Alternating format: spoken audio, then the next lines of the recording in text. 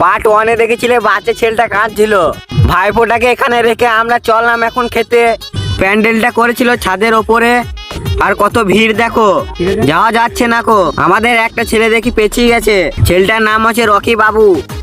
আমরা ওপরে আসতেই দেখি এই সেই ব্লগার, আর দিদির ইনস্টাগ্রামে নাম হচ্ছে জুই হালদার। দিদির চ্যানেলটা একটু ডাউন চলছে, তোমরা দিদিকে গিয়ে একটু সাপোর্ট করো।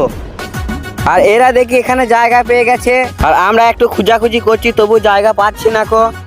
তারপরে ওদের পাশেই দেখি কারা খাচ্ছিল, ওরা উঠে গেল, দিয়ে আমরা এরপর বসে পড়লাম।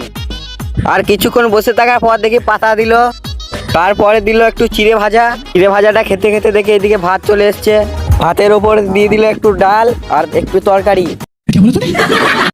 আর রাজকুমার দা রুদ্র দেখি বিশাল খাওয়া দাওয়া চালু করে দিয়েছে।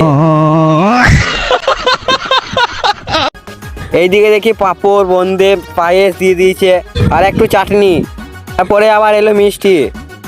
আমরা খেয়ে দিয়ে বাড়ি যাচ্ছিলাম, আর এরা উঠছেই না কো, বলছে আবার একবার খাবো আমরা।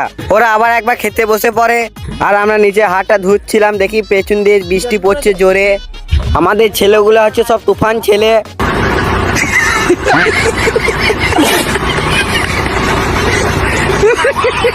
যত জোরে বৃষ্টি পড়ুক না কেন, ওরা ঠিক বাড়ি চলে যাবে, আর আমিও পড়ছি ওদের মধ্যে।